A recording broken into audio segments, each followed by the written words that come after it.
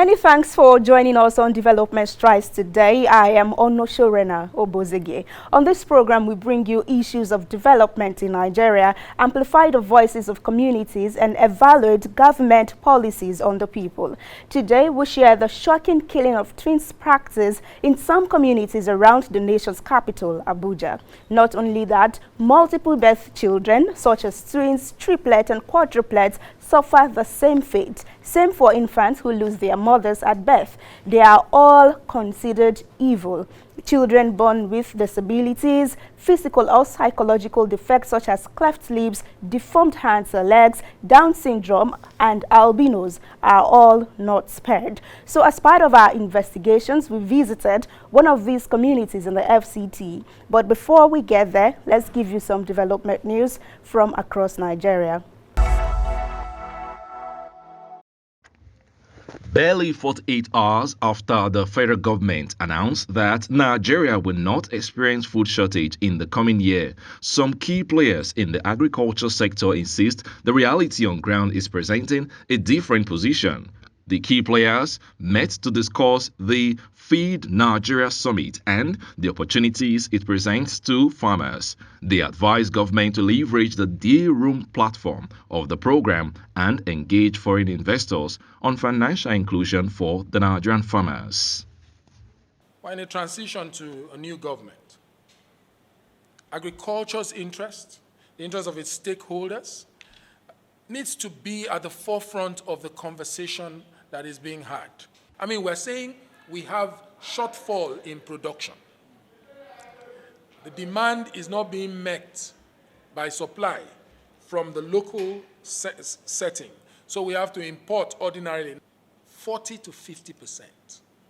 If you don't nib it in the bud, it means that that little one you've even produced will not be available. The central bank, the NASA, who are the channels to distribute this phone to farmers, in the name of farmers, sorry to say. That is why today they are complaining that farmers don't pay loan. We have said several times, bring the farmers that collected your loan and they didn't pay.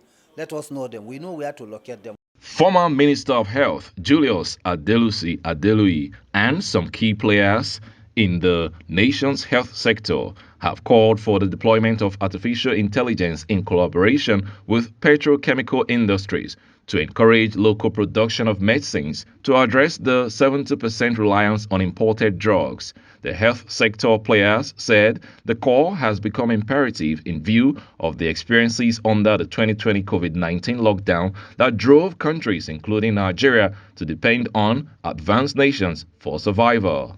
At the level of education in the universities, there must be introduced subjects of technology, especially AI, machine learning, and data collection. This is what is making the other countries of the world progress. Why should you, for example, have a country like Nigeria that is still importing raw materials like APIs, when right here in Nigeria, under very feet and around us, are flora and fauna that can be used to produce these APIs. We have said that artificial intelligence can be used to make this faster. We have to look at the petrochemical industry. If really we want to promote local production in Nigeria, we must beg Dangote Group. After this first phase of refinery, we have to think of getting the petrochemical angle where we can get raw materials. Without raw materials, definitely there is a problem. Rating the health sector performance in 2022 below average, the key players in the nation's health sector space called for the revamping of primary health care systems and implementation of various policies and recommendations. Nigeria has the best human resources, whether in medicine, in pharmacy, in engineering, in IT, everywhere in the world. So we need to start bringing up the country and make sure that the health sector is the best, for Nigeria. With the 2023 election drawing near, the health experts advise players in the sector to participate actively in politics to ensure the emergence of good leaders. The Nigerian Senate has summoned the Director General National Boundaries Commission, Adamu Adaji, to appear before it to explain his continuous delay in executing the resolution of his agency to monument and demarcate the boundary between Obila in Edo State and Oguda and other Igbira settlements in Kogi State. The chairman, Senate Committee on Ethic, Privileges and Public Petitions, Senator Ayo Akinyelure, says it is a gross disrespect for the National Boundary Commission boss to ignore earlier invitations without any reason given for his absence over a sensitive issue that has led to the loss of several lives and destruction of property in the affected communities. Senator Akinyelure said this when he met with the Obila Council of Village Heads and Chiefs on the petition against the Director General National Boundary Commission. We know that you are from Egbira or Kogi, and there are some forces that is saying, don't do the work for which God has given you mandate to do. If you are faithful to only Egbira, and you are not faithful to the Federal Republic of Nigeria, you have breached, that's a breach, a clear breach of the office. We hereby rule that the DG of National Boundary Commission must be here to come and defend why he has delayed implementation of monumentation of the boundary between Ebira and Edo. Akinyelure noted that the continuous delay on the monumentation of the boundary has led to the lingering crisis between the people of Igbira in Kogi State and Obila community in Edo State. And now we present you with our findings from our visit to KAIDA GANUWA, one of the 69 villages still practicing infanticide in Abuja.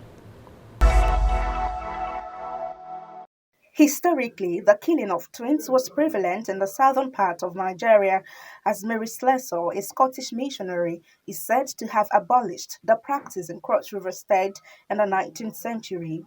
However, the state is not the only place where such acts were perpetrated in Nigeria. The killing of infants in communities around the Federal Capital Territory may not be a fairy tale. Also true is the fact that it's not as widely practiced as it was about 20 years back.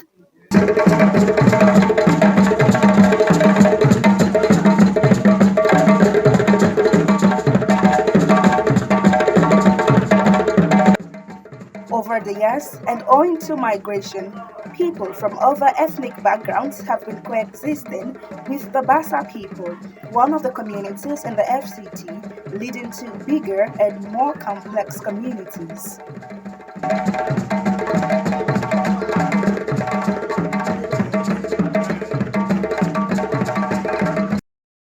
Today, we are at KAIDA GANUWA, a community in GWAGWALADA Area Council of Abuja. KAIDA GANUWA is one of the 69 villages in the FCT where the killing of twins, triplets, quadruplets is said to still be in practice. The other culpable villages where this culture is suspected to still be in practice are under Kuje, Gwagwalada, Kwali, and Abaji area councils. As close as these area councils are to Abuja city center, evidence of civilization still appears rare and far. There are no schools, no health centers, no paved roads, no electricity.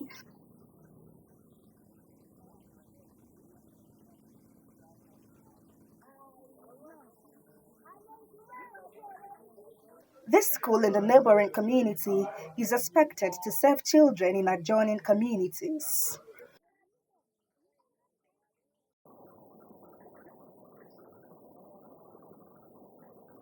Life around this farming is centered around this river. Besides irrigation for farming, they also do their laundries here.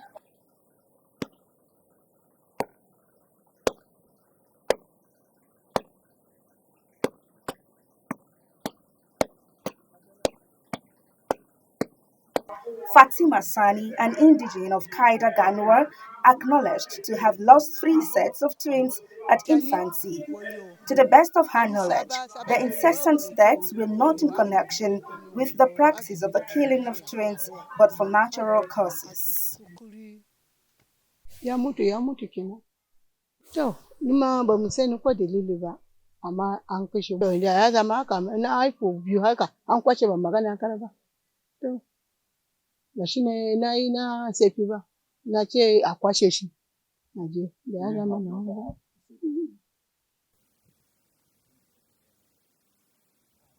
Pastor Abraham is a missionary with Harvesters for Christ Ministry. Abraham has been residing in this community for 22 years now and has his experiences to share. Twins, to them, is a taboo. If a woman delivers and gives birth to twins, they don't see it as a gift from God. They don't see the children as coming from God. The interpretation is, how can a woman hold 2 human beings in her womb? That to them, those children are demons. So they are not supposed to live. So the people believe that if a woman delivers also, and die in the process of delivery, that child is evil. That child is not supposed to live.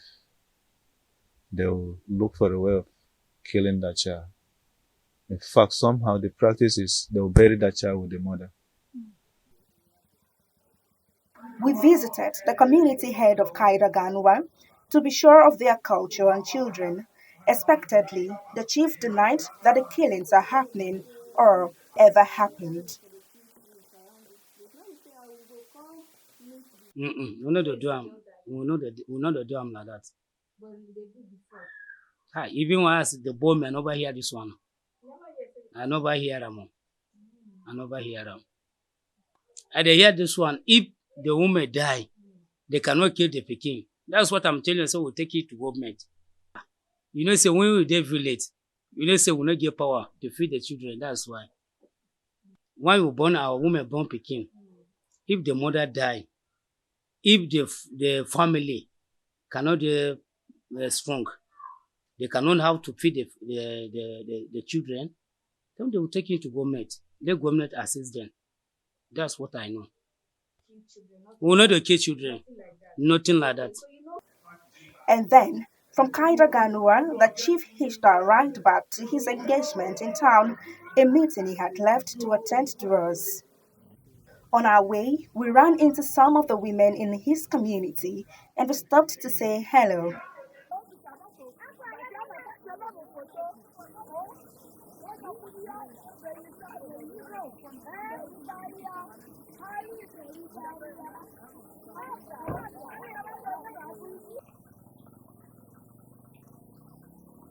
We returned to Kuje, the community housing the safe haven for the rescued children.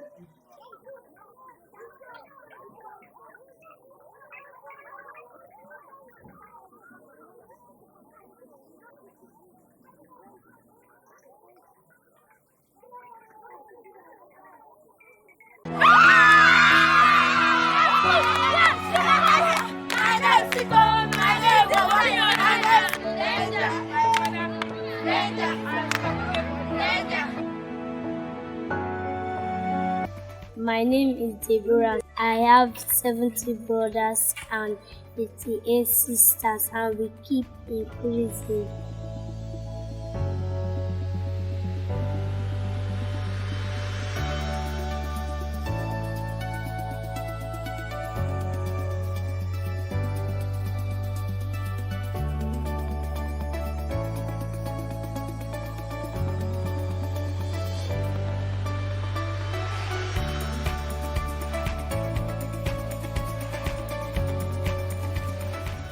We always have our breakfast here in a courtyard together.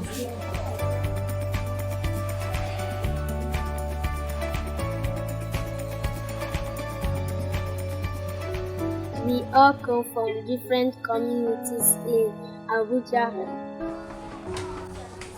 This is my room and this is my bed. And these are some of my sisters. Shola Stevens, the missionary from Ocean State, who has been rescuing and grooming infants in his Vine Heritage Home in Kuje Area Council, is however delighted with the denial of the practice by community members. For him, the refutal means gradual progress to the abolishment of the evil practice. It's a lie. That was the same thing they told the Minister of Federal Capital Territory. But my joy today is that this is a well-documented findings by the FCTA administration. If their findings in 2013, 2014 were not there, by now the community should be able to say, who is this man?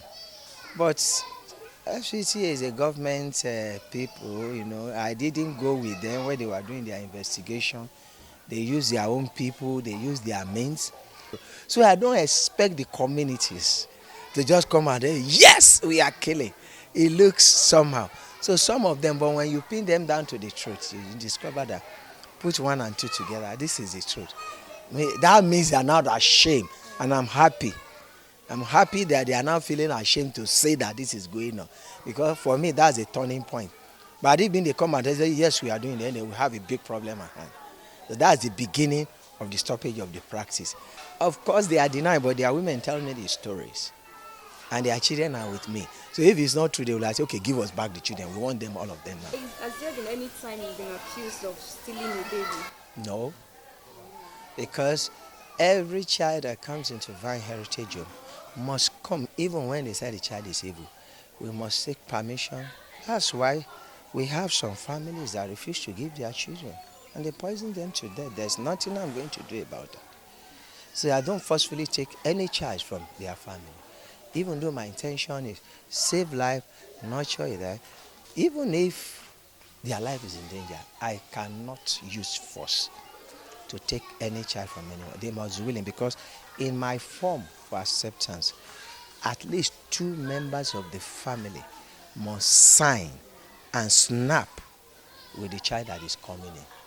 The Federal Capital Territory Administration (FCTA) had frowned at this practice and set up a ad hoc committee on infanticide and twin killing for campaigns in these 4 area councils. I, Muhammad Buhari, do solemnly swear that I will be faithful and bear true allegiance to the Federal Republic of Nigeria, and that I will preserve, protect, and defend the Constitution of the Federal Republic of Nigeria. So help me God.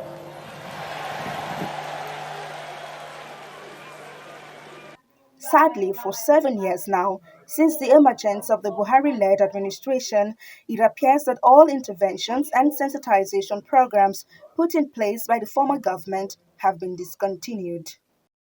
When after they have investigated, one of the signboards in some of the villages around Raid, FCT administration says that children are blessings from God, twins are blessings of God. Let us not kill any child. They even distributed T-shirts into some of the community with that. So I think the committee, which also, I think a National Orientation Agency was actively involved in that committee. So now I know they move around, visiting communities, doing meeting with them, sensitizing them, 2014, 2015. From July 2015, it appeared that the work of the community went on the ground. For whatever reason, they can explain by themselves, the government. Over 100 children are currently in Stevens Rescue Facility. Whatsoever endangers the life of a child is my parameter for accepting them. Once a child's life is in danger, as at the time I go there, that child needs to be taken out of that community. We have seen places where some of my big grown children we see at home, they are now telling their story because I had to tell them their story. Some of them were literally picked from their dead mother's body to be buried with their dead mother. That's the story. And I have my people on ground, just like the one you met today, who knows that this is the truth. There was a time when I was 14 years old. They brought somebody, says my father. I was not confused because I've lived there thinking that he was my father. They only told me that this is my father, this one, that one. Cannot speak the language, so I was not hearing. As of today, some had left back to their community. As of today, we have 165. And all of these children would have been there? No, not all of them. There are, like I said, there are other children that came through other means that their life in danger. But let me say that 95% of them will have been no more if we didn't do what we are doing. One of the concerns of this ugly development is the fate of these children who would grow to know that they were booked for killings at a younger age. They are definitely going to have emotional issues, psychological issues. You find those children, like their self-esteem won't be as a normal child's self-esteem should be, knowing that, having in mind that they were to be killed, but they were saved. And they are definitely going to have issues in their school, maybe academic issues, knowing that, okay, this is what I went through, and also trust issues. They might not trust people around them, knowing that they were just saved. But with the help of counseling, sometimes they go to therapy. So with the help of therapy, counseling, it makes them to be balanced, or else they will definitely have issues growing up. People might also like segregate them.